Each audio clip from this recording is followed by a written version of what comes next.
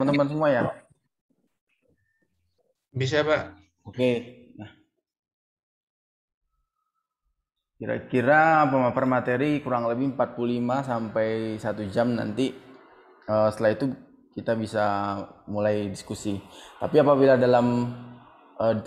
tengah perjalanan presentasi nanti teman-teman ada hal yang janggal atau kemudian ingin ditanyakan, nanti kita bisa ya langsung bertanya aja lah. Langsung kita diskusikan, kita cari tahu jawabannya bersama-sama. Teman-teman yang saya hormati, yang saya sayangi, jadi sekali lagi saya sampaikan bahwa pertemuan kedua ini kita akan membahas tentang ekonomi dalam kajian sektor publik.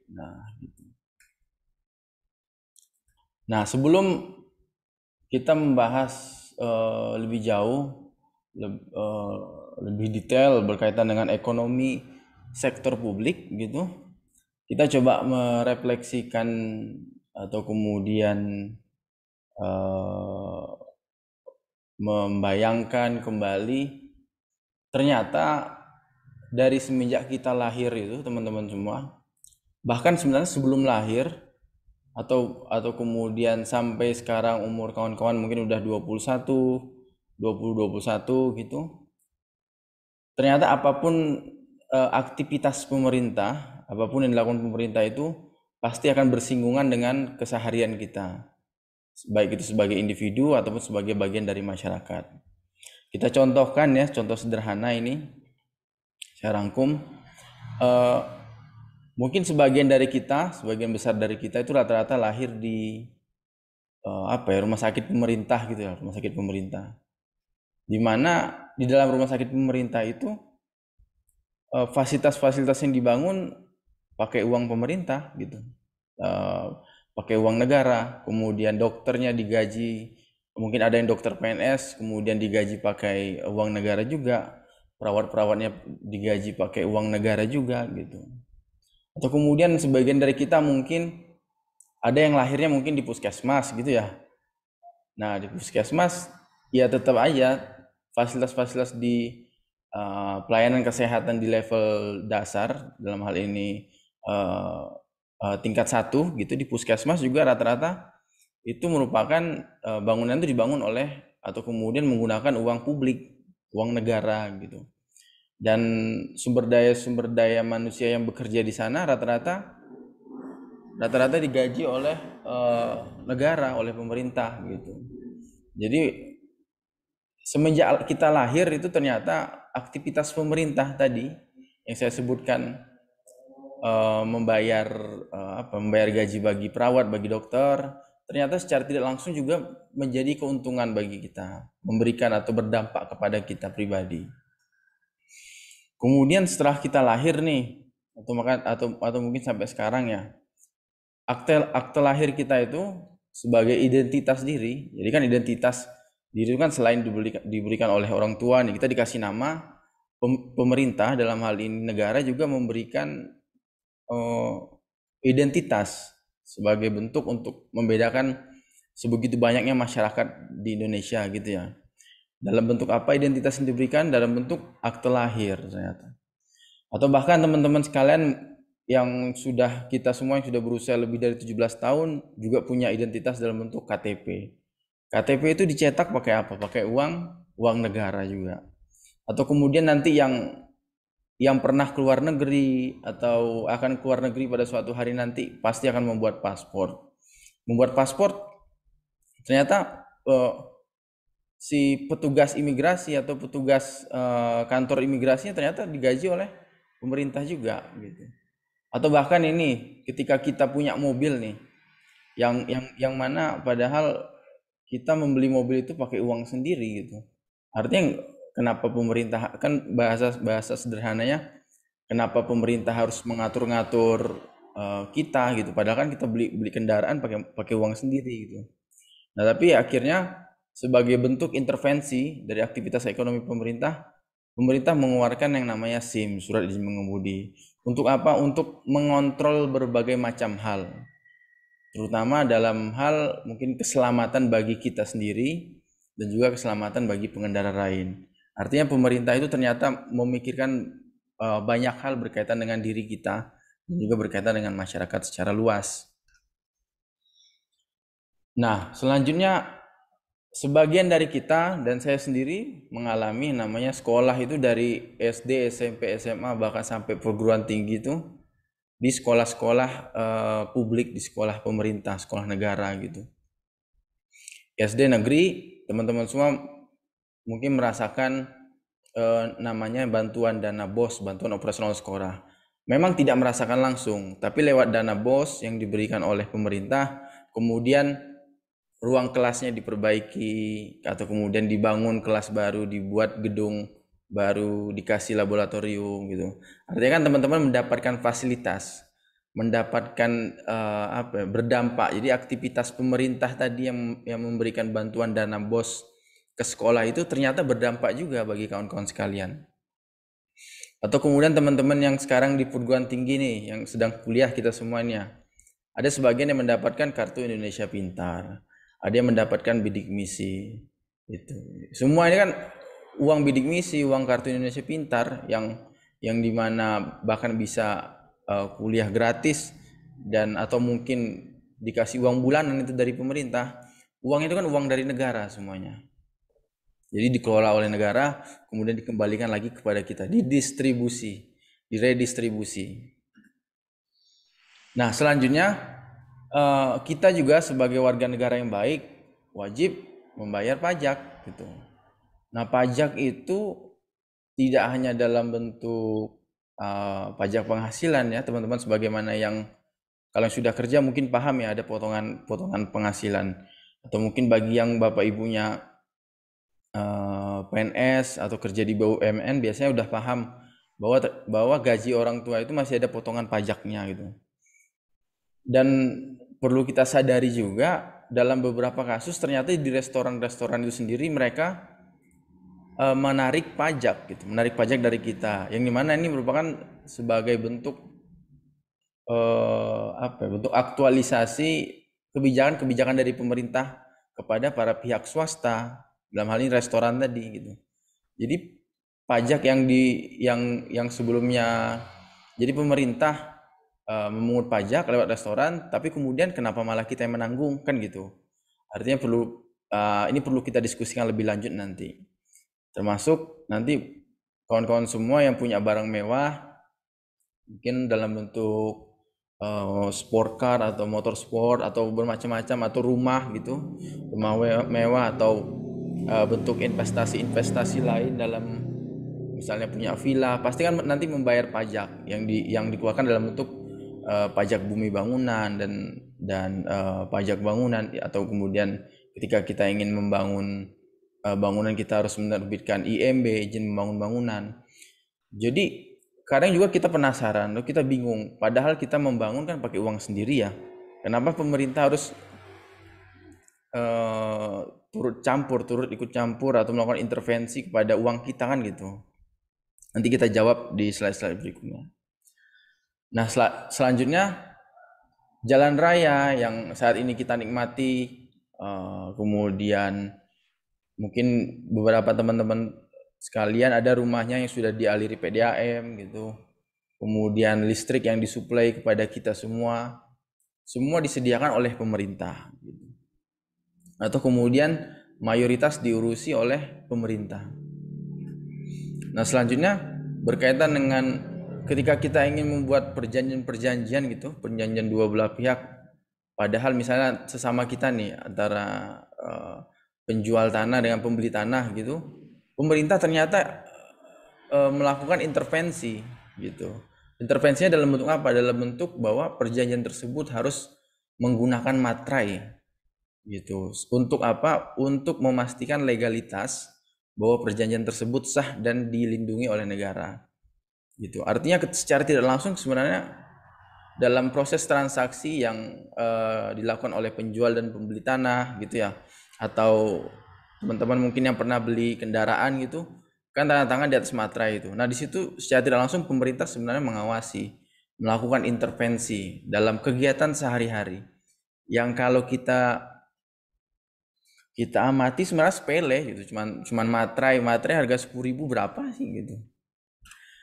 Nah, selanjutnya, nah ini bapak-bapak orang tua dari kawan-kawan sekalian mungkin ada yang bekerja jadi ASN atau PPK, kemudian ada yang bekerja di BUMN, atau kemudian ada yang jadi tentara, ada polisi. Semuanya itu digaji oleh negara gitu. Pakai apa? Pakai uang publik namanya, uang publik. Atau bahkan sekarang ini yang lagi isu yang lagi hits gitu, atau yang lagi hype gitu, kemana-mana kalau kita mau berpergian entah naik pesawat, minimal naik pesawat ya, kalau naik kereta juga sepertinya udah mewajibkan bagi kita calon penumpang untuk menunjukkan surat vaksin. Nah, vaksin itu kan eh, sampai saat ini masih gratis karena masih dikelola pemerintah. Nah, pemerintah kan membeli vaksin tuh dari luar. Nah, vaksinnya dibeli pakai apa? Pakai uang, ya uang apa? Uang negara, uang publik gitu. Nah, uangnya dari mana? Uangnya dari pajak tadi yang dikumpulkan oleh pemerintah. Nah, artinya dari sini, dari semua item-item atau poin-poin ini teman-teman semua,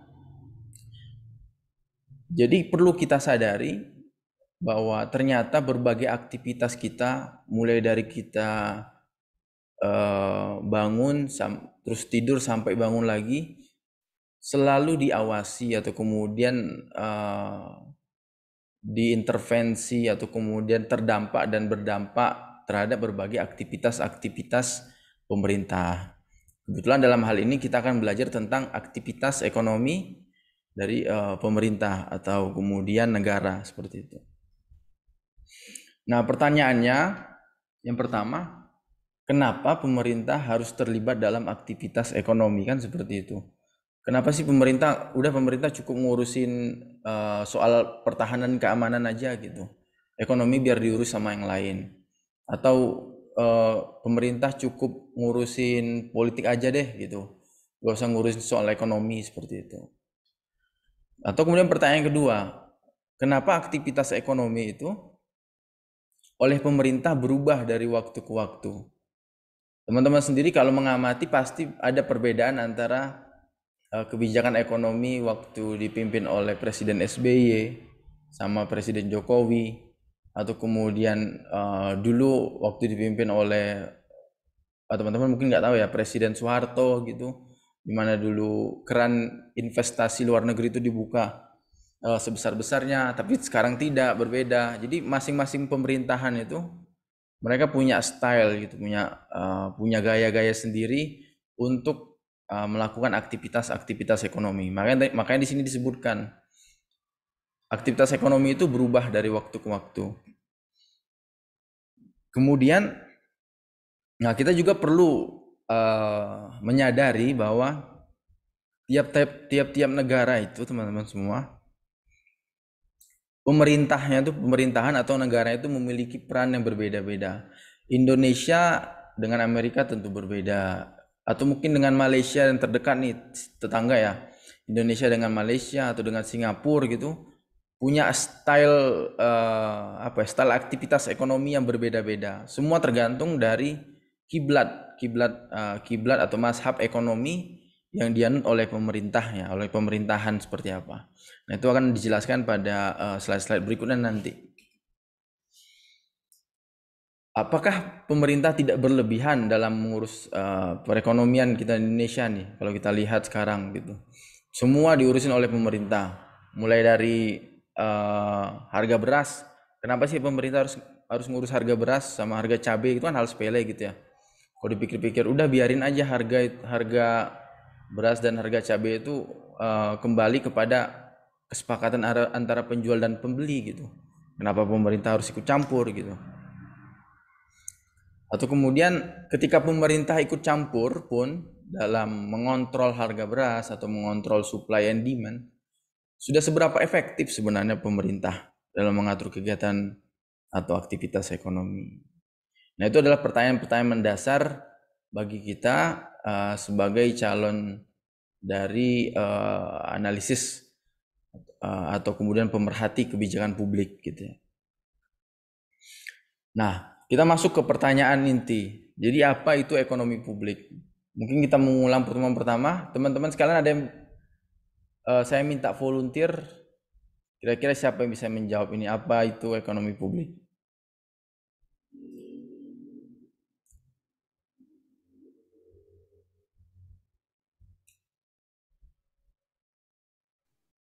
Dari penjelasan yang saya sampaikan tadi, mungkin bisa teman-teman simpulkan sedikit gitu, menurut pendapat pribadi kira-kira ekonomi publik itu apa sih?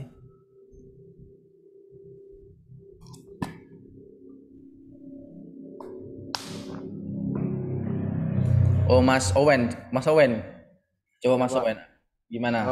Eh, menurut saya ekonomi publik ialah suatu apa ya bahasanya suatu ekonomi yang di apa ya eh, dalam ranah publik itu sendiri bahasanya gimana ya Pak? Nanti nanti boleh Pak ditunda dulu, nanti saya atur dulu bahasanya Pak. Oh, boleh boleh ya, nggak apa-apa Mas Owen. Yang lain coba, Mas Awab, langsung aja open mic teman-teman. Ya, izin Pak ini menjawab.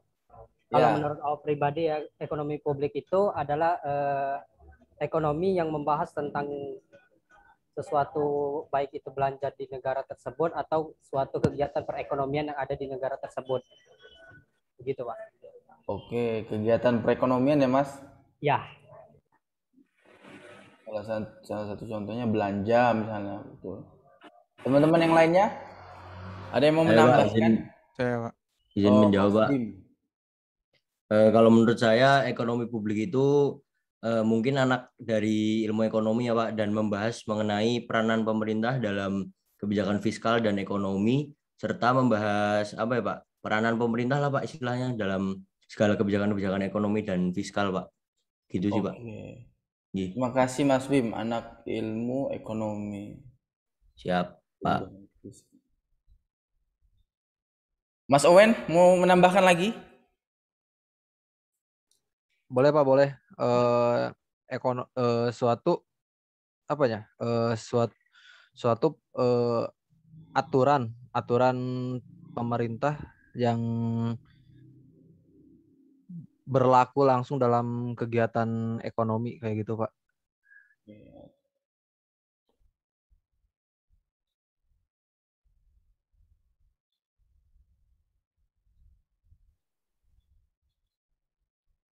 Oke, makasih Mas Owen, Mas Awam, Mas sama Mas Bim Muhammad. Terakhir dari perempuan deh, saya minta satu perwakilan. Saya, Mbak Deviana, ya Mbak Deviana.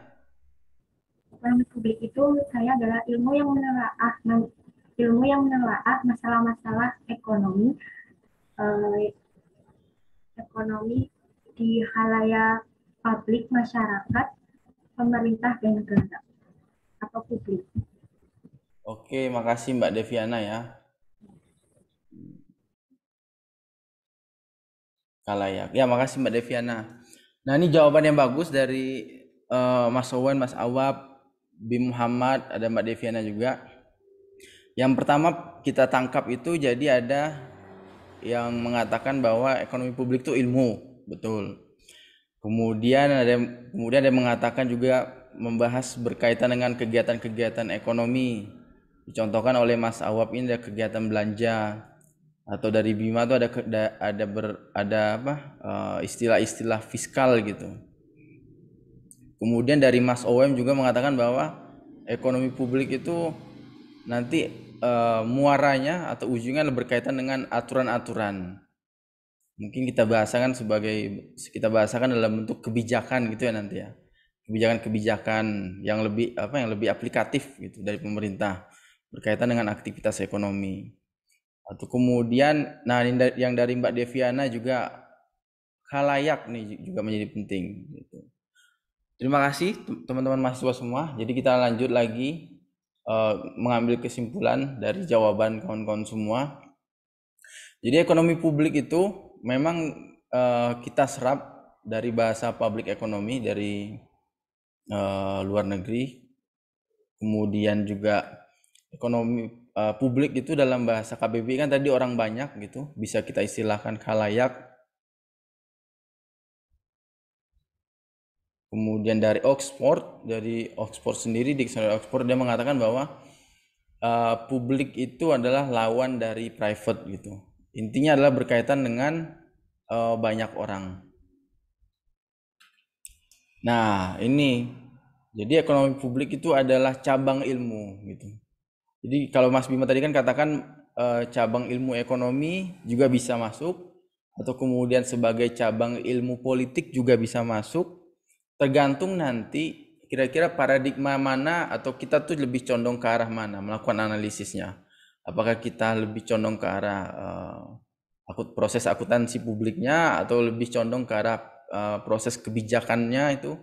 Nah, nanti makanya ketika dikatakan ekonomi publik itu adalah sebagai sebuah ilmu, maka bisa dikatakan turunan dari ilmu ekonomi atau kemudian turunan dari ilmu politik. Atau bisa kita ambil kesimpulan untuk mempermudah bahwa ekonomi publik itu adalah anak lah, atau kemudian anak dari proses perkawinan antara ilmu ekonomi dan ilmu politik. Yang pada intinya ekonomi publik itu menelaah. Jadi kita itu menelaah, kemudian mengurusi urusan banyak orang, urusan publik, urusan umum, urusan banyak orang, urusan masyarakat, termasuk juga berbicara soal urusan pemerintah dan urusan negara. Nah, ini kalau menurut pendapat beberapa ahli, jadi Douglas Barham dan juga Anthony Raniel ini mengatakan bahwa ekonomi publik berkaitan dengan kesejahteraan masyarakat luas. Jadi bukan sekelompok individu atau kemudian bukan individu itu sendiri gitu. Jadi kita berbicara masyarakat dalam arti yang sangat luas gitu.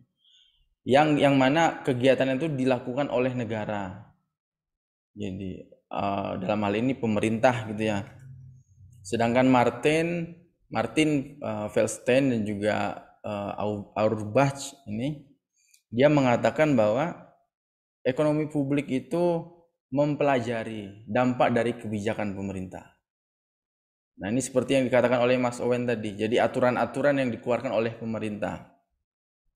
Yang mana aturan-aturan ini akan berpengaruh kepada perilaku dan juga kesejahteraan masyarakat luas. Nah, terakhir Faisal Nur dia mengatakan bahwa ekonomi publik itu adalah aktivitas ekonomi yang berkaitan sama dengan Douglas, berkaitan dengan kesejahteraan masyarakat luas dan dibuat oleh negara. Dalam hal ini pemerintah. Pertanyaan berikutnya, dari tadi kan kita bahas nih pemerintah, kemudian negara. Apa ini maksud dengan pemerintah? Coba volunteer, ada teman-teman yang bisa bantu saya mendefinisikan pemerintah itu apa?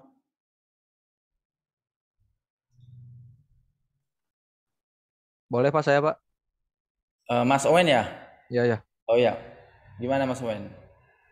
Pemerintah itu sendiri adalah suatu komunitas yang mempunyai peranan dalam menjalankan suatu kebijakan ataupun mengubah kebijakannya. Oke, makasih Mas Owen. Yang lain ada mau nambahkan? Ya, Pak. Ini Mas Dian Aditama ya? Pemerintahan itu suatu organisasi yang mengatur kewenangan dan komunitas di wilayah tertentu.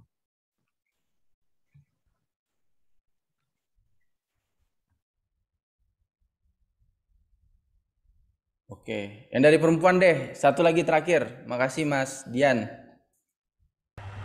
Saya, Pak. Oh, Mbak Yohana. Ya. Kalau menurut saya itu pemerintah itu sebuah organisasi yang mempunyai wewenang atau hak untuk mengatur negaranya sendiri. Oke. Baik, makasih nih Mas Owen, Mas Dian, Mbak Yohana atas insight-nya. Jadi untuk sementara kita dapat pengetahuan bahwa pemerintah itu bentuknya organisasi. Kemudian dia punya sifat mengatur. Nah, bagaimana cara dia mengatur? Lewat kebijakan-kebijakan gitu. Jadi pemerintah itu adalah organisasi atau kemudian sekelompok orang atau bahkan orang gitu yang ditunjuk. Jadi dia ditunjuk, dipilih untuk menyelenggarakan pemerintahan, untuk melakukan proses administrasi atau tata kelola negara. Nah, presiden juga dapat dikatakan sebagai pemerintahan, badan eksekutif, yudikatif, legislatif juga merupakan bagian dari pemerintahan. Kementerian-kementerian juga merupakan kementerian, badan juga merupakan bagian dari pemerintahan. Misalnya Kementerian Sosial atau Barekraf, Badan Ekonomi, Badan Pariwisata dan Ekonomi Kreatif atau Badan Intelijen Negara, semua merupakan bagian dari pemerintah gitu atau bagian dari publik. Perkara nanti siapa yang mengurusi ekonomi masyarakat luas gitu, masyarakat banyak, itu urusan belakangan, tergantung dari tupoksi dan kewajiban atau kemudian tanggung jawab dari masing-masing badan tadi, atau kemudian masing-masing personal, dalam hal ini presiden atau menteri, atau bahkan sampai level terendah itu bupati, kemudian juga lurah juga merupakan bagian dari bentuk pemerintahan. Nah, jadi yang unik dari pemerintahan dalam hal ini negara, mereka memiliki hak yang tidak dimiliki oleh kebanyakan individu atau swasta. Ada bisa ngasih contoh nggak salah satu hak yang dimiliki oleh pemerintah, yang bisa dilakukan oleh pemerintah tapi nggak bisa dilakukan oleh banyak orang? Ya, Pak. Mas Dian, coba apa Mas? Membuat undang-undang. Oke, mantap. Yang lain mau nambahkan?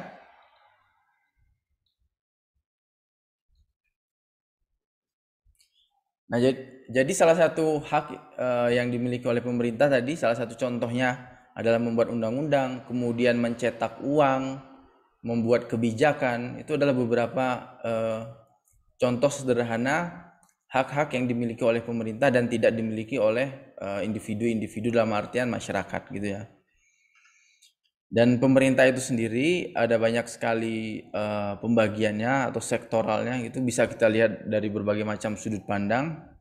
Tapi paling sederhana kita bisa melihat dari pembedaan antara pemerintah pusat dan juga pemerintah daerah. Nah, pemerintah daerah sendiri dibagi lagi. Ada pemerintah supradesa, dalam hal ini kabupaten, kota, dan juga ada pemerintah desa yang paling terendah, level terendah. Nah, jadi kita tadi udah membahas nih berkaitan dengan pemerintahan atau kemudian publik. Kita juga sedikit menyinggung soal individu atau soal private atau soal swasta. Apa sih yang membedakan dua hal ini antara publik dengan swasta? Trotman Dickinson dia memaparkan ide. Jadi cara sederhana kita untuk membedakan mana yang pemerintah dan mana yang swasta itu sebagaimana teman-teman bisa lihat di dalam gambar sini. Jadi kalau household itu urusan dalam artian rumah tangga bukan RT ya, tapi rumah tangga gitu. Rumah tangga dalam artian ya pada umumnya seperti ayah, ibu, anak, suami, istri, itu kan rumah tangga gitu.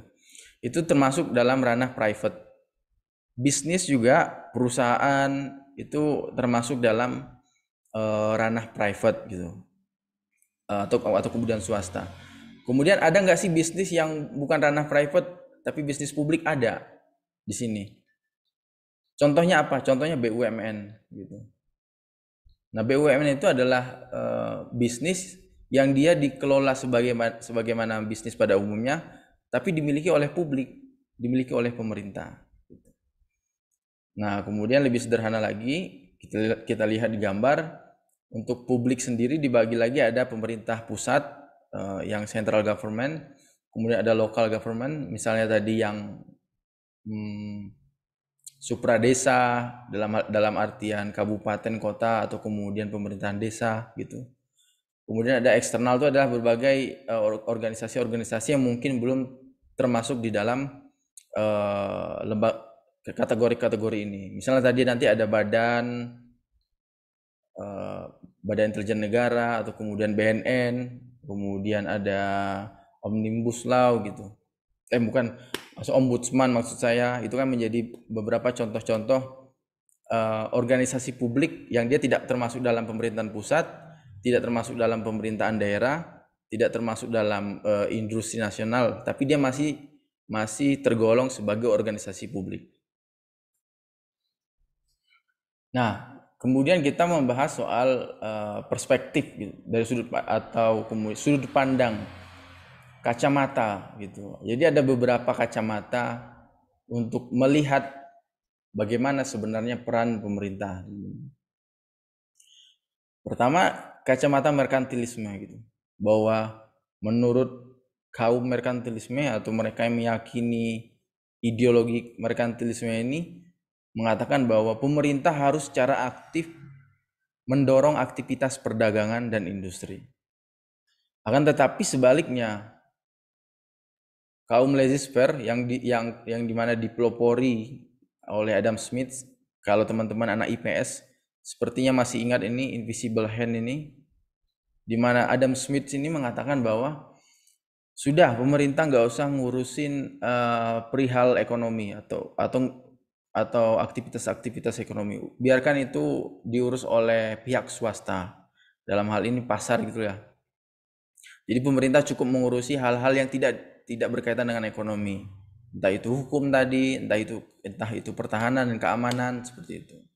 Intinya adalah biarkan pasar berjalan dengan sendirinya, sesuai dengan permintaan dan juga penawaran. Tapi kemudian ada lagi yang filsuf berpendapat nih, Karl Marx ini, dia mengatakan bahwa pemerintah itu nggak bisa lepas dari aktivitas ekonomi. Mau seperti apapun, pemerintah punya peran gitu, punya peran yang lebih besar untuk mengontrol aktivitas ekonomi. Salah satu contoh aktivitas ekonomi pemerintah adalah produksi, kalau dicontohkan Karl Marx itu. Nah, ini terakhir dari Robert Owen, bukan Ihsan Owen ya. Jadi kalau Robert Owen ini mengatakan bahwa udah aktivitas ekonomi itu dikembalikan ke individu-individu atau kelompok-kelompok kelompok kecil masyarakat gitulah. Jadi misalkan ketika membeli cabai nih, biarkan si pembeli berdiskusi soal harga dengan si petani gitu. Mau harga cabainya 10.000 sekilo, mau harga cabainya 30.000 sekilo, itu pemerintah nggak usah ikut campur gitu. Kalau menurut si Robert ini. Nah, ini adalah beberapa sudut pandang bagaimana pembagian peran antara pemerintah dengan pihak swasta. Jadi ada yang berpikir bahwa pemerintah tidak perlu mengurusi urusan ekonomi, udah biarin swasta yang jalan. Tapi ada juga yang berpendapat pemerintah mau bagaimanapun harus tetap terlibat di dalam aktivitas-aktivitas yang berkaitan dengan ekonomi, terutama berkaitan dengan kemaslahatan banyak pihak gitu. Nah, ini kalau 4 pendapat tadi kemudian kita breakdown, kita jadikan semacam model gitu, semacam sistem ekonomi. Maka didapat ada 3 sistem ekonomi, kawan-kawan semua. Pertama itu ada yang market ekonomi, kemudian yang kedua ada mix ekonomi, terakhir itu ada yang oriented central plan ekonomi oriented. Bedanya apa? Kalau yang nomor 1 ini biasanya diberikan bebas kewenangan aktivitas ekonomi sepenuhnya dibebaskan kepada pasar gitu. Tapi berbeda dengan yang nomor 3. Kalau nomor 3 ini aktivitas ekonomi harus terpusat kepada pemerintah. Nah, di tengah-tengahnya ini ada campuran. Pertanyaannya, Pak, ada nggak sih negara yang dia menganut market ekonomi gitu, jadi urusan ekonominya benar-benar dilepaskan kepada pasar? Jawabannya nggak ada gitu. Atau kemudian ada nggak Pak negara yang dia memonopoli kegiatan ekonomi gitu, jadi pihak swasta tuh nggak ada yang ikut campur, jadi semuanya terpusat di pemerintahan gitu? Nggak ada juga. Nah, akan tetapi kalau jawabannya yang condong gitu, mengarah ke market ekonomi ada. Contohnya ada Amerika Serikat. Mereka kan menganut sistem ekonomi liberal, di mana hampir atau kemudian mayoritas aktivitas-aktivitas ekonomi itu dikelola oleh swasta, oleh perusahaan-perusahaan, entah itu milik pribadi atau milik kelompok gitu. Akan tetapi pemerintah nggak lepas tangan begitu aja. Dalam beberapa aspek kegiatan ekonomi, pemerintah Amerika Serikat juga tetap melakukan intervensi atau campur tangan. Atau kemudian contohnya ini Rusia sama Kuba gitu. Kan kalau kelihatan sepertinya semua terpusat gitu ya, otoriter dikelola oleh negara. Pada kenyataannya tidak gitu. Pada kenyataannya beberapa apa ya, sektor atau kemudian beberapa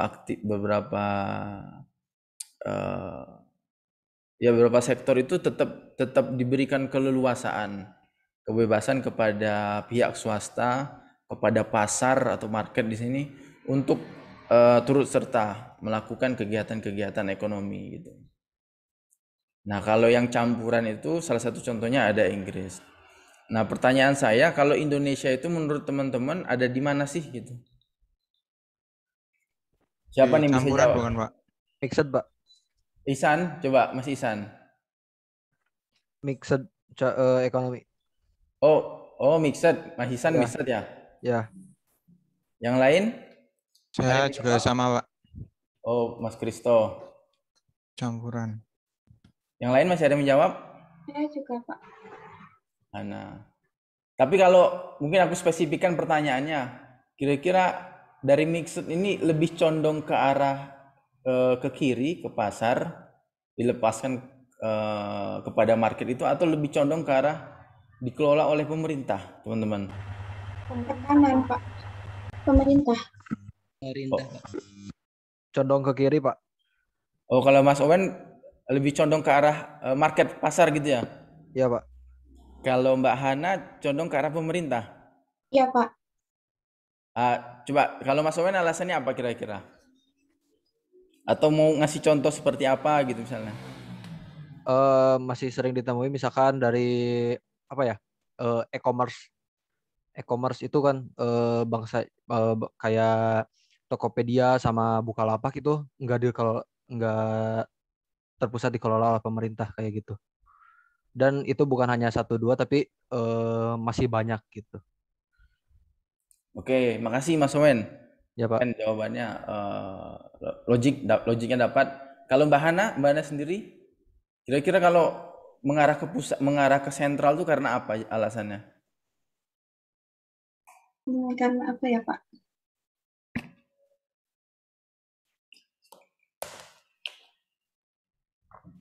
Pak, saya mau berpendapat. Nih sembari nunggu Mbak Hana, kalau Mas Nabil gimana? Kalau menurut saya di Indonesia ini tergantung daerah ya, Pak. Soalnya dari pengalaman yang pernah saya alami gitu, di tiap daerah itu kadang ada yang lebih condong ke pasar, ada yang lebih condong ke pemerintahan. Contohnya itu kayak di Jabodetabek. Kalau misalkan di Jabodetabek itu kadang harga suatu barang itu berbeda-beda. Jadi sistemnya kayak nih mengambil konsumen gitu, menarik konsumen. Sedangkan kalau di daerah lain gitu, kayak di daerah saya gitu, itu kayak lebih condong ke pemerintahan. Jadi harga tuh udah ada ketetapannya gitu, Pak. Terima kasih. Oke, makasih Mas Nabil. Jadi kalau Mas Nabil berpendapat ini kembali ke level terendah pemerintah daerah gitu ya. Jadi ada yang dia condong ke market ekonomi, dilepaskan ke pasar, ada yang dia condong ke arah pusat, beberapa daerah ke arah pusat seperti itu. Kita sebelum lanjut kembali ke Mbak Hana. Mbak Hana gimana tadi? Udah dapat alasannya? Ya, hampir sama itu, Pak. Sama siapa ini?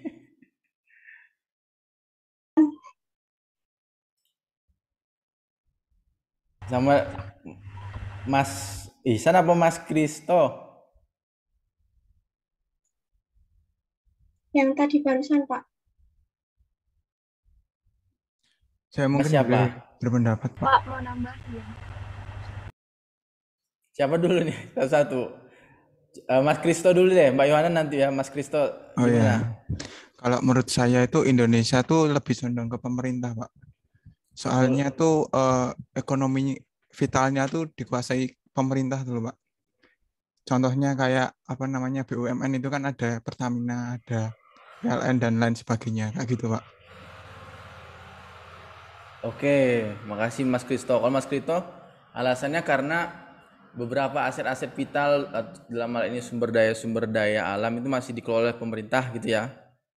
Iya, Pak. Ya, make sense logic juga. Nah, kalau selanjutnya Mbak Yohana, Kalau saya Pak bacanya dari pasal 33 ayat 2 itu cabang produksi itu penting bagi negara dan bagi banyak orang. Jadi pemerintah itu berperan untuk menanggulangi eh, kegagalan pasar sehingga pemerintah itu punya peran besar untuk perekonomian di Indonesia. Baru itu Pak, kan gak selamanya kita itu bisa maju tanpa bantuan negara lain seperti campur tangan pasar pasar secara global. Nah, dari situlah pemerintah bersama pihak swasta bekerja sama dalam bentuk saham untuk sebagai devisa gitu loh, Pak. Kalau oke, menurut berarti, saya itu sih, Pak. berarti kalau menurut Mbak Hana masih di tengah-tengah ini ya, di mix ekonomi ini ya. Enggak, Pak, lebih ke pemerintah. Cuman Oh, pemerintah lebih ini kayak pemerintah. bekerja sama secara global dalam bentuk saham. Oh iya, sorry. Oke, saya nangkep. Artinya tidak penuh dikelola oleh pemerintah, tapi pemerintah masih membuka keran-keran membuka kesempatan kerjasama dengan pihak swasta lewat investasi mungkin gitu ya Mbak Yohana ya. Iya, Pak. Oke. Masih ada yang mau nambahkan lagi? Saya Pak Siapa ini Mbak siapa? Nabila. Oh Mbak Nabila. Ya, jadi kalau menurut saya itu Indonesia juga lebih condong ke pemerintah ya. Karena tadi yang kayak Owen bilang tuh kan e-commerce di Indonesia itu kan masuknya kan juga banyak masuk ke perusahaan unicorn gitu kan. Nah, unicorn kan masih ada campur tangan pemerintahnya gitu. Jadi pemerintah pastinya lebih kayak masih masih melakukan pengawasan gitu. Oke, baik. Terima kasih Mbak Nabila, kemudian Mbak Yohana, Mbak Nabil, Mas Nabil, Mbak Hana, Mas Kristo, Mas Ihsan atas jawabannya. Memang masih menjadi misteri bersama, dan saya yakin juga profesor-profesor ekonom sendiri kadang masih bingung ketika ingin mengkelompokkan Indonesia itu sebenarnya menganut sistem ekonomi yang seperti apa gitu loh. Karena pertama ada berbagai banyak alasan. Pertama, pemerintah itu tidak pernah dia secara eksplisit mendeklar bahwa kami menganut sistem ekonomi atau kemudian kami menganut sentral atau market ekonomi. Semuanya itu hanya bisa dianalisis lewat dari berbagai kebijakan-kebijakan yang dikeluarkan oleh pemerintah gitu. Makanya mungkin kalau dilihat-lihat, saya pribadi juga melihat bahwa kita kelompokkan pemerintah Indonesia itu dikelompokkan dalam sistem ekonomi mix ekonomi, akan tetapi masih lebih condong ke arah sentral ekonomi dengan tidak membatasi atau menutup diri dengan berbagai kesempatan kerjasama dengan pihak-pihak swasta ataupun pihak-pihak dalam hal ini market gitu, dalam hal ini pasar. Jadi mungkin ya itu jadi PR kita bersama lah, kira-kira pemerintah itu lebih condong kemana. Karena nanti biasanya kalau ganti presiden nanti ganti lagi kebijakan, terus nanti bisa jadi arahnya ke arah market ekonomi, atau kemudian nanti arahnya malah makin condong ke arah central plan ekonomi gitu. Pokoknya itu sistem ekonomi suatu negara itu memang jadi rahasia sih. Dalam artian nggak ada yang tahu.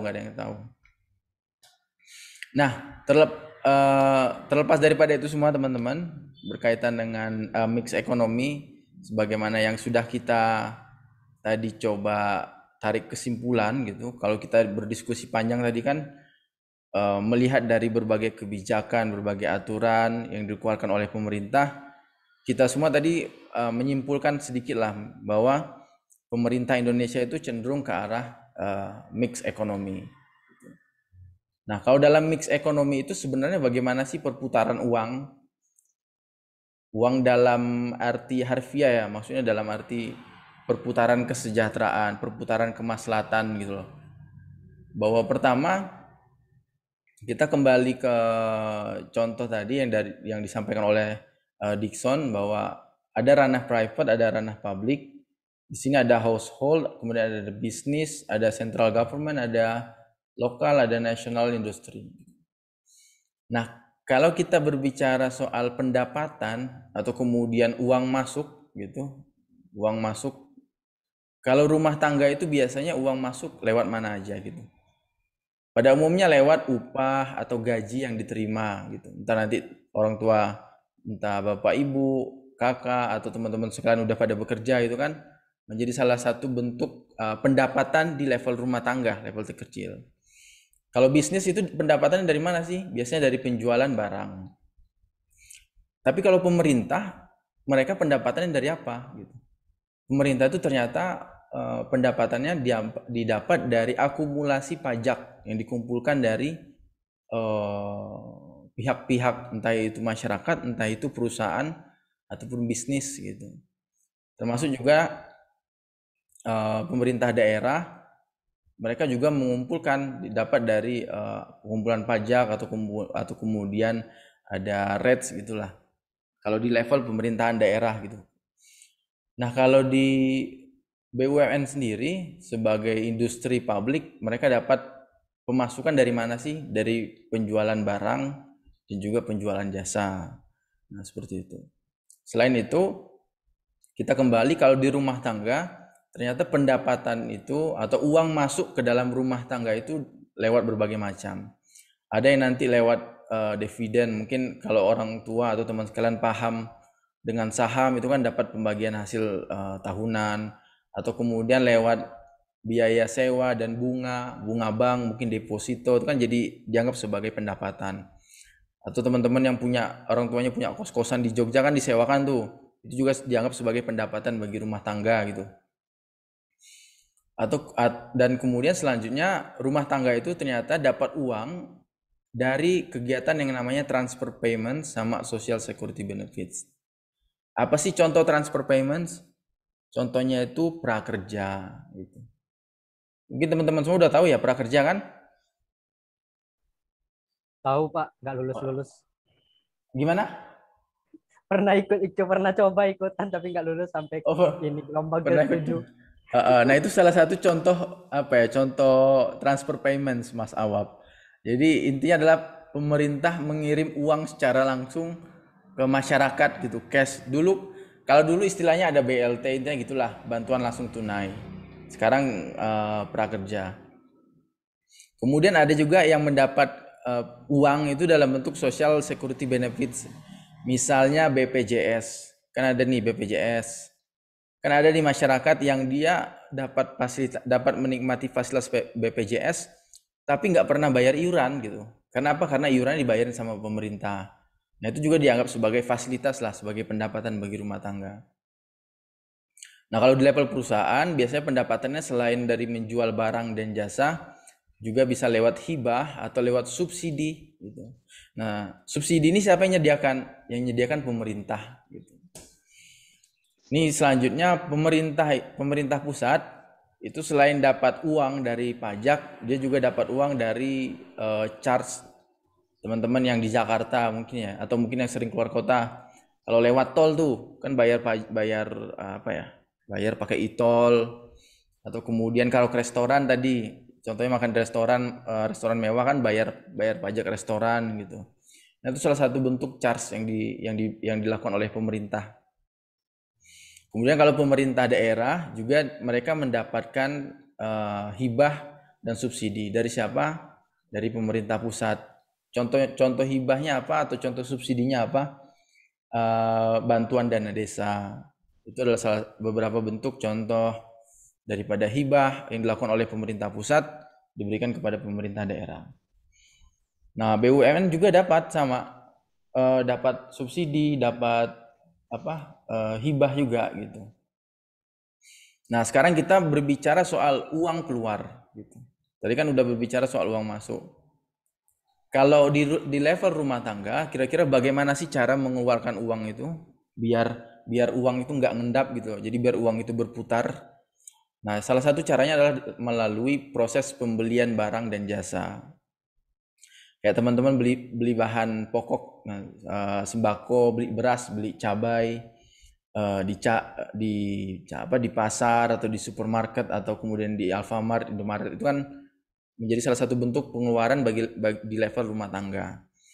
Atau kemudian membayar pajak nih, gitu. Ternyata pajak juga dianggap sebagai pengeluaran. Entah itu pajak penghasilan yang saya sebutkan, pajak ketika teman-teman makan di restoran, atau pajak ketika teman-teman semua membeli barang-barang mewah, itu juga dianggap sebagai pengeluaran. Nah, yang perlu saya sampaikan adalah pengeluaran bagi salah satu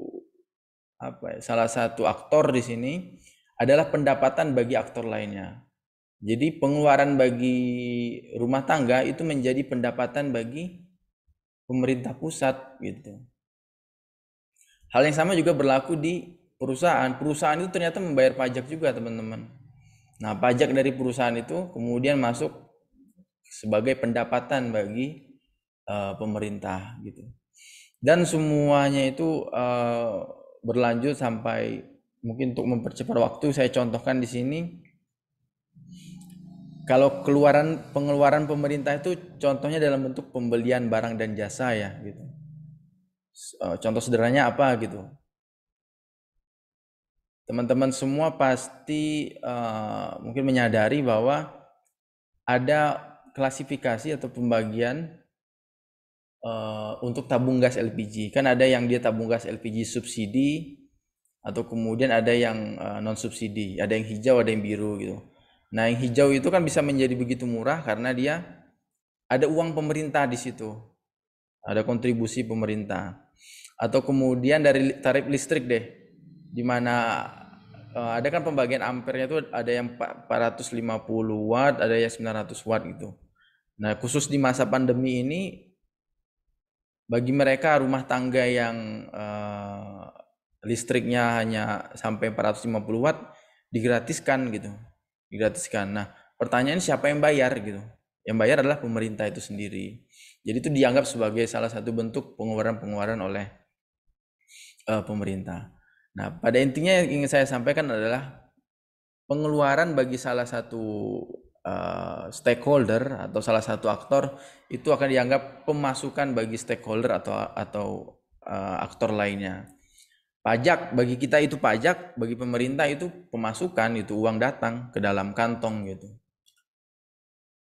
Nah, kita masuk ke pertanyaan mendasar, kenapa kita harus mempelajari atau memahami model ekonomi tadi?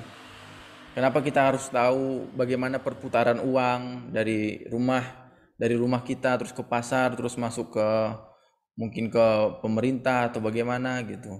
Bahwa pertama, untuk memberikan pemahaman tentang bagaimana sebenarnya fungsi ekonomi itu berjalan.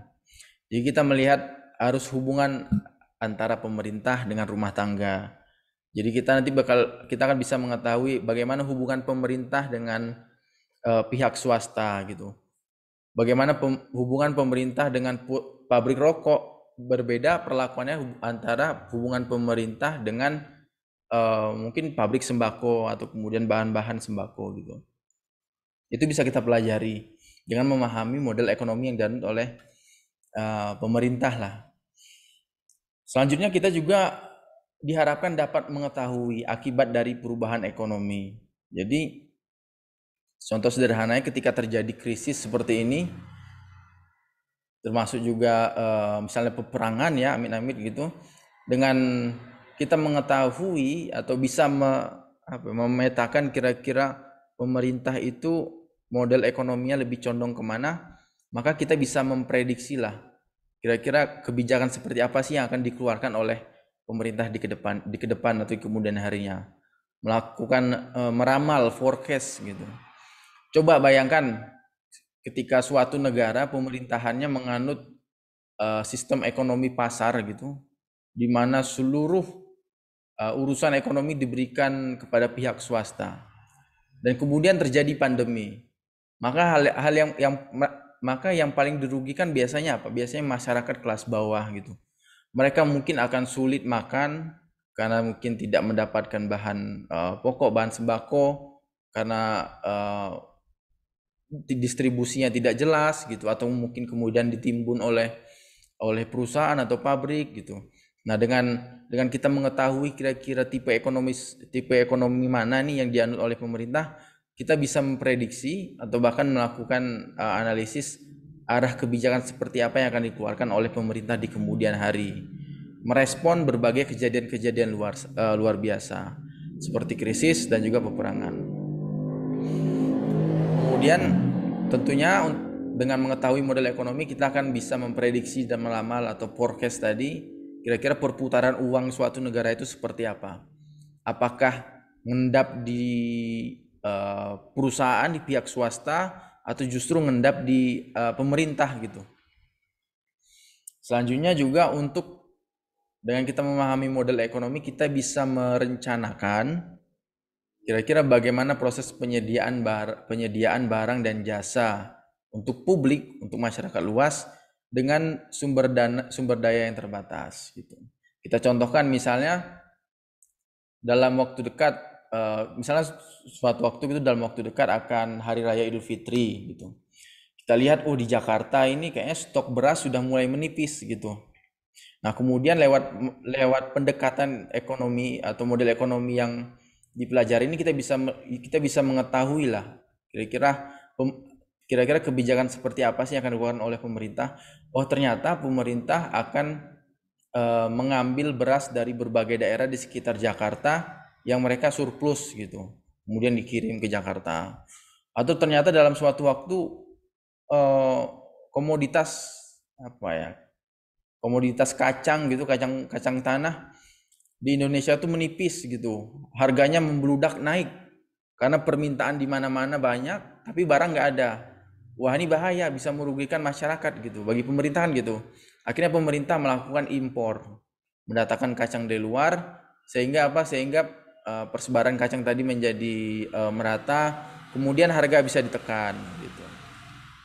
Nah, ini salah satu bentuk mengapa kita harus memahami model ekonomi suatu negara. Dan terakhir tentunya untuk merumuskan kebijakan lah, serta yang bermanfaat bagi publik gitu. Nah, kita mengambil simpulan sementara teman-teman semua bahwa sebenarnya saat ini berkembang lah sudut pandang atau kepercayaan bahwa untuk mencapai suatu aktivitas ekonomi yang sukses gitu, yang bagus, yang mantap, yang berhasil, semuanya diberikan atau diserahkan kepada pihak pasar saja gitu. Dalam hal ini market atau kemudian enterprise. Nah, akan tetapi fungsi pemerintah adalah masuk ke dalam aspek-aspek atau sektor-sektor yang tidak bisa di-cover oleh pasar atau market gitu. Jadi fungsi pemerintah itu untuk melengkapi gitu. Sehingga pemerintah bisa fokus dengan hal-hal lain selain hal ekonomi gitu. Nah, itu. Ini adalah salah satu kesimpulan berkaitan dengan mix ekonomi lah. Pertanyaan berikutnya nih, kenapa pemerintah harus terlibat dalam aktivitas ekonomi gitu? Bahwa keterlibatan pemerintah dalam aktivitas ekonomi itu semakin dirasa perlu, semakin dirasa harus penting ini. Nggak bisa, aktivitas ekonomi nggak bisa semata-mata dilepaskan kepada pasar. Itu dikarenakan pada tahun 1929 interval 1929 sampai 1933 di Amerika Serikat itu terjadi namanya Great Depression gitu. Jadi harga-harga membludak naik, kemudian real gross domestic produknya juga menurun sampai minus 26%. Kemudian juga harga stock exchange, pasar modal juga chaos gitu. Karena apa? Karena sebelumnya pada tahun-tahun sebelumnya di sini pemerintah Amerika Serikat memberikan kebebasan kepada pasar seluas-luasnya untuk mengurus urusan ekonomi gitu. Nah, karena terjadi depresi atau krisis itu akibat kemudian muncul pemahaman, muncul kepercayaan bahwa wah, pemerintah nggak bisa lepas tangan. Pemerintah harus ikut dalam aktivitas-aktivitas ekonomi. Dan hal tersebut kemudian atau kepercayaan itu semakin diperkuat dengan terjadinya krisis pada tahun 2008.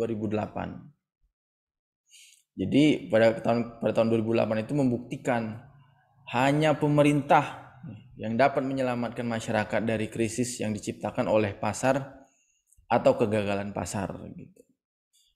Kemudian kegagalan pasar ini kita sebut sebagai market failure tadi, kegagalan pasar. Pertanyaan lagi,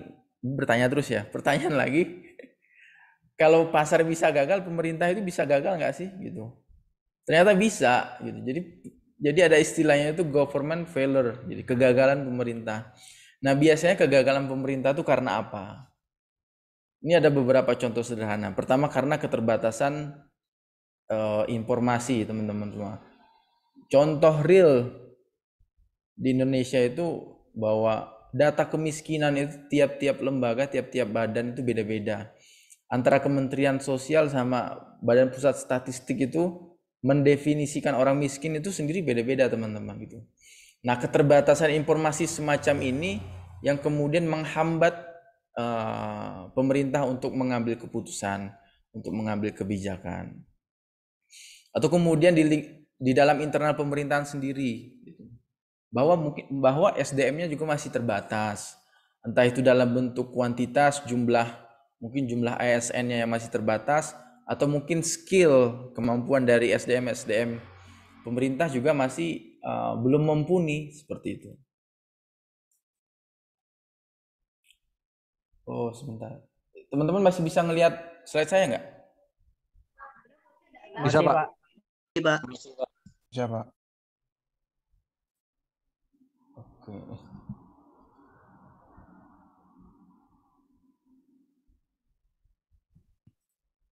Dulu. Sebentar ya, ada sedikit gangguan.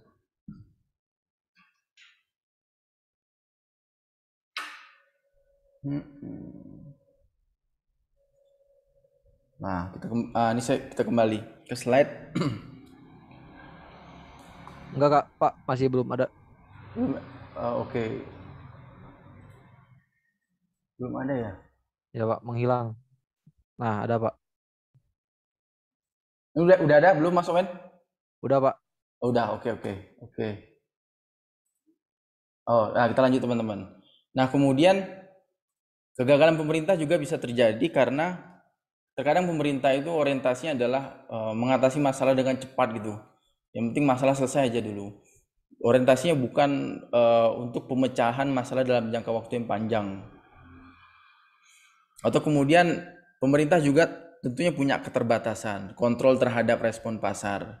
Ketika dikeluarkan sebuah kebijakan, misalnya soal bea cukai rokok nih, wah ternyata penolakan dari produsen-produsen rokok sangat masif, sangat gencar gitu loh. Mereka memboikot atau justru contohnya ya, ketika pemerintah misalnya menerapkan pajak kepada perusahaan rokok tadi, nah akhirnya responnya apa? Respon dari perusahaan rokok malah melakukan PHK massal.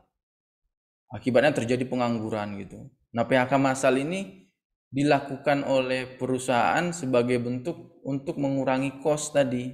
Kosnya apa? Kosnya akan dialihkan untuk membayar pajak gitu. Oh, ternyata tidak semudah itu mengeluarkan kebijakan ya gitu.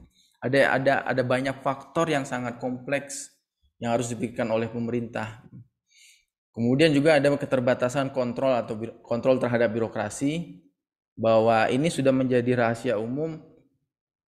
Koordinasi dari pemerintah pusat ke pemerintah daerah itu kadang-kadang masih belum bagus, belum tersistem dengan baik gitu. Atau bahkan koordinasi di level kementerian sendiri kan kadang-kadang kita temui masih ambigu, masih nggak jelas gitu. Contohnya kemarin soal kebocoran data NIK presiden gitu. Kominfo melempar ke Kementerian Kesehatan gitu. Intinya bahwa terkadang di level horizontal sendiri, di pemerintahan pusat sendiri, kontrol terhadap birokrasi itu masih rendah, masih sulit dilakukan. Atau bahkan yang terakhir, keterbatasan akibat proses politik. Jadi mau bagaimanapun, bahwa perlu kita sadari, ketika pemerintah mengeluarkan kebijakan, ada dua kubu, teman-teman. Pertama kubu yang mendukung sama kubu yang menolak gitulah. Biasanya representatifnya kan dalam bentuk partai politik yang mendukung kebijakan pemerintah atau kemudian partai politik yang menolak kebijakan pemerintah. Kita contohkan dulu pada saat zaman Presiden SBY, ketika Presiden SBY ingin menurunkan harga BBM gitu, ada pro ada kontra. Ada yang bilang ya harus BBM itu harus disubsidi supaya masyarakat bisa melakukan aktivitas ekonominya gitu, bisa berkegiatan. Tapi ada kubu yang menolak gitu. Kalau BBM disubsidi nanti pengeluaran pemerintah semakin meningkat gitu, beban pemerintah semakin banyak gitu. Ini bahaya bagi keberlangsungan pemerintahan gitu. Jadi nah proses politik seperti itu juga kadang-kadang menguras energi, menguras apa ya, memakan waktu juga. Makanya kadang suatu kebijakan itu misalnya pemerintah Jokowi nih berencana mengeluarkan kebijakan soal apa ya, soal pariwisata gitu. Nanti keluarnya baru presiden selanjutnya biasanya keluarnya. Karena proses politik yang lama dan alot itu. Nah, jadi aktivitas pemerintah dalam konteks ekonomi itu sebenarnya ada apa aja sih, teman-teman? Pertama ada providing a legal system. Pak, Ya. maaf. Sepertinya slide-nya itu Pak nge-frame di jadi nggak berubah stuck dulu ya. Coba saya stop dulu ya. Ya Pak. Sorry. Kalau ini udah muncul belum? Belum Pak, belum. Nah, udah Pak. Udah, oke.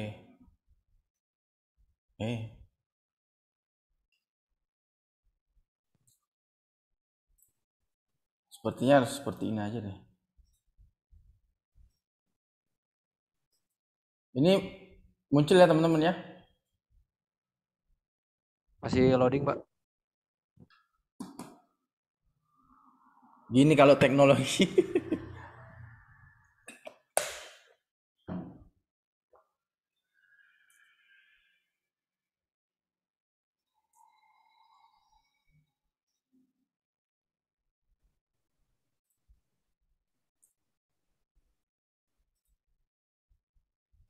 Oh, sebentar.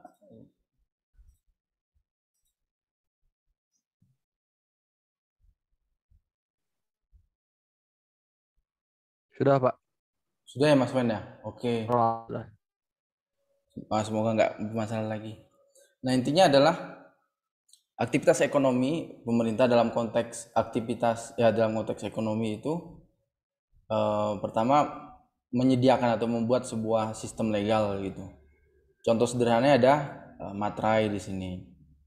Kemudian pemerintah juga bisa melakukan produksi, membuat barang, menjual jasa gitu.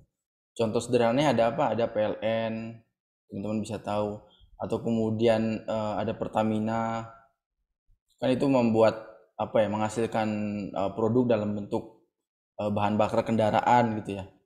Kemudian aktivitas lain pemerintah juga bisa, bahwa pemerintah bisa mempengaruhi proses produksi di level private, di level perusahaan misalnya. Dengan cara apa? Dengan cara memberikan subsidi atau justru menarik pajak gitu. Contoh-contoh memberikan subsidi misalnya pemerintah memberikan apa ya? Pemerintah membeli beras dari produsen padi atau beras gitu untuk dengan harga 5.000, kemudian pemerintah menjual kembali kepada masyarakat dengan harga yang lebih murah gitu. Mungkin 3.000 atau 2,5 gitu. Itulah contoh dari subsidi. Atau kemudian contoh pemerintah mempengaruhi lewat pemberlakuan pajak. Contoh sederhananya ada rokok gitu. Jadi pemerintah menerapkan pajak bea cukai bagi rokok gitu. Sehingga mungkin rokok yang sebelumnya harganya 10.000 nih per bungkus, kemudian diterapkan pajak ke pemerintah, rokoknya harganya jadi naik 11.000 gitu. Atau kemudian pemerintah juga bisa memberikan bantuan government credit gitu. Contoh sederhananya ada KUR, kredit usaha rakyat. Kemudian ada juga bantuan UMKM. Itu adalah salah satu beberapa contoh bentuk kredit dari pemerintah. Atau membuat regulasi kebijakan. Misalnya tentang kelestarian alam itu yang diatur oleh Kementerian Lingkungan Hidup bahwa perusahaan tidak boleh membuang limbah sembarangan gitu. Atau kemudian kalau membuang limbah sembarangan nanti diberikan sanksi, didenda, seperti itu. Nah, selanjutnya pemerintah juga bisa membeli barang dan jasa untuk kemudian didistribusikan kembali kepada kepada masyarakat. Misalnya pemerintah membeli batu bara dari perusahaan-perusahaan batu bara gitu. Kemudian diolah baru didistribusikan dalam bentuk apa? Dalam bentuk listrik atau dalam bentuk hal-hal lain itu. Contohnya perusahaan membeli nikel dari perusahaan-perusahaan private, kemudian diolah jadi apa? Jadi baterai, kemudian dijual lagi kepada masyarakat. Nah, terakhir pemerintah juga melakukan yang namanya redistribusi pendapatan. Jadi pajak yang dikumpulkan oleh pemerintah itu mau tidak mau, suka tidak suka harus dikembalikan ke masyarakat untuk memastikan bahwa uang itu selalu berputar di dalam masyarakat. Nah, salah satu bentuk distribusinya adalah lewat program-program yang dikeluarkan oleh pemerintah. Bisa itu public assistance atau kemudian social insurance, contohnya BPJS itu ya. Atau BPJS Kesehatan, BPJS Ketenagakerjaan, jaminan hari tua, itu salah satu contoh social insurance. Kemudian ada hidden redistribution program. Contoh sederhananya, misalnya ketika teman-teman naik kereta api nih, kan ada harga yang murah untuk kelas ekonomi, ada harga yang mahal gitu. Jadi kelas ekonomi itu udah disupport atau disubsidi oleh pemerintah secara tidak langsung, secara tidak sadar gitu. Bahwa harga atau kemudian biaya tiket kereta Jogja Jakarta itu yang seharusnya 150.000, kemudian karena disubsidi oleh pemerintah bisa turun sampai 90.000, bisa turun sampai 100.000 gitu. Nah, ini ada contoh-contoh lain dari peran pemerintah.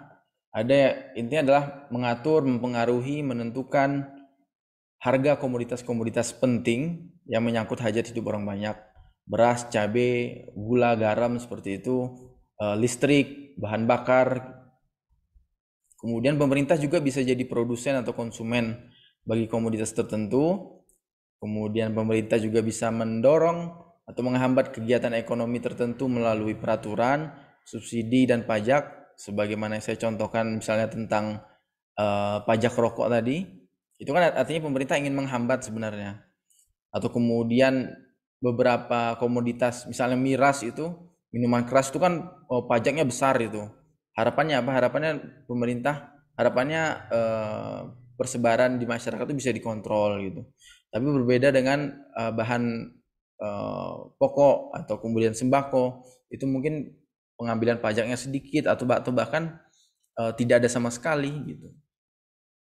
Terakhir membagi uang, redistribusi, bisa dalam bentuk BLT, raskin atau kemudian prakerja. Nah, semua hal ini tadi sebenarnya bisa dikategorikan dalam bentuk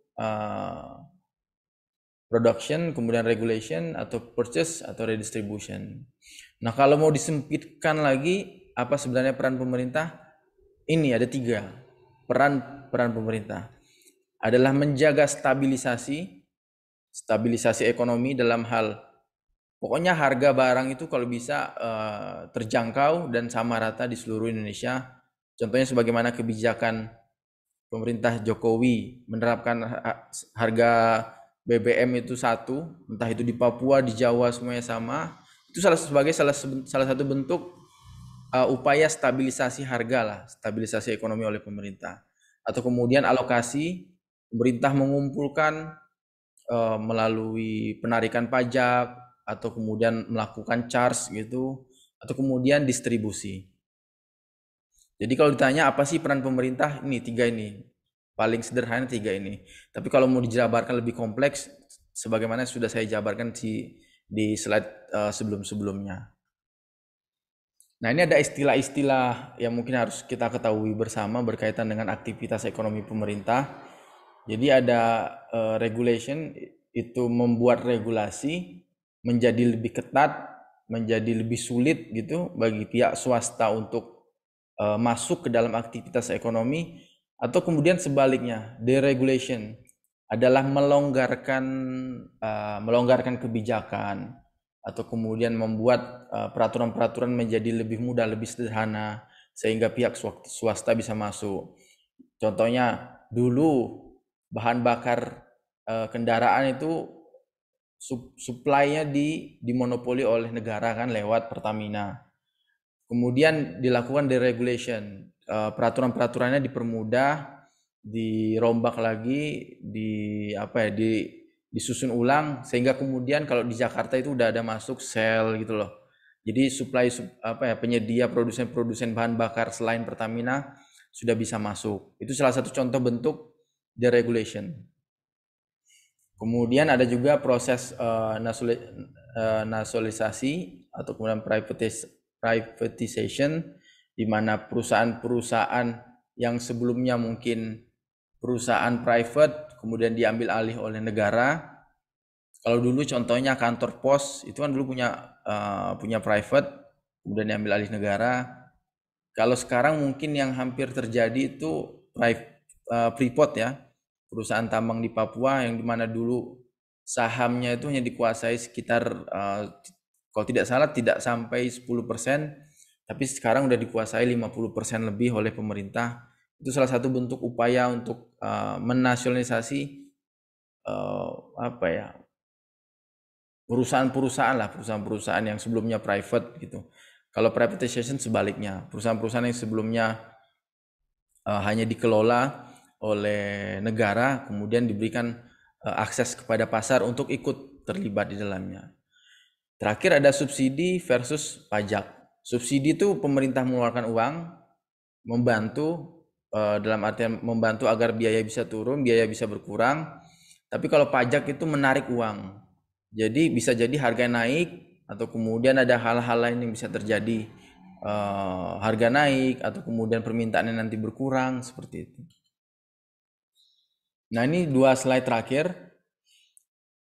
Sebagai calon, teman-teman semua sebagai calon analisis publik nanti yang akan bekerja di pemerintahan atau kemudian menjadi seorang peneliti, ketika melihat ekonomi sektor publik itu, kita tetap mau bagaimanapun harus berpikir layaknya seorang ekonom begitu.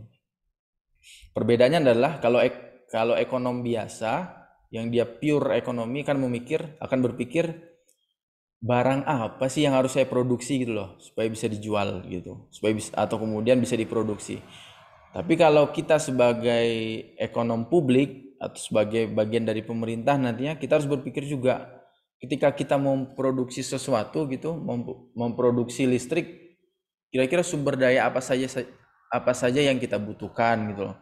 Berapa banyak biaya yang harus dikeluarkan, nanti biayanya diambil dari mana, apakah ada pengurangan-pengurangan di sektor-sektor lain, seperti itu. Nah, pertanyaan kedua, bagaimana barang itu diproduksi? Nah, sebagai seorang analisis ekonom atau ekonom publik, nanti teman-teman juga berpikir kira-kira yang produksi itu kita, negara kita, pemerintah, lewat perusahaan pemerintah, atau diserahkan kepada pasar, dijual diberikan kebebasan kepada pasar. Nanti barang yang diproduksi itu baru kita beli lagi gitu loh. Jadi kita nggak perlu capek-capek memproduksi. Nah, ketika misalnya melakukan nanti proses produksi gitu, negara, BUMN gitu misalnya, arahnya mau padat modal atau padat karya gitu loh. Mau sedikit modal atau kemudian banyak penyerapan tenaga kerja. Kemudian juga kita sebagai ekonom publik perlu memikirkan berkaitan dengan perlindungan dan kelestarian alam sebagai bagian dari sustainability, keberlanjutan gitu. Nah, 2 pertanyaan terakhir, ketika barang tersebut diproduksi atau didistribusikan, kira-kira siapa yang memanfaatkan atau yang akan membeli gitu kan? Kalau pure ekonom memikirkan seperti itu. Tapi kalau ekonom publik, dia perlu memikirkan bagaimana caranya agar barang yang diproduksi ini bisa diakses oleh banyak orang. Listrik, gimana caranya supaya listrik ini bisa diakses oleh banyak orang? Oh, bagi masyarakat ekonomi bawah miskin kita kasih subsidi deh gitu.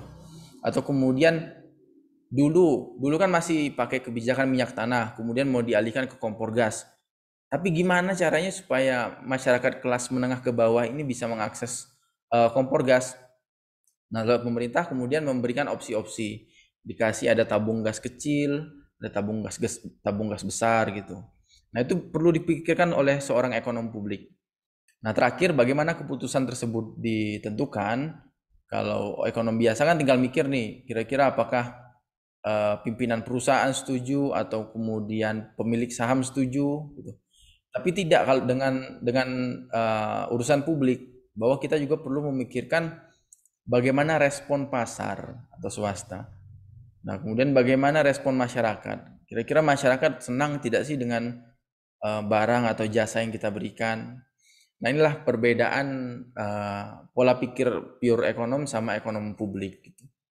Dan semua saling berkait. Kita tetap bisa belajar dari pola pikir pure ekonomi gitu.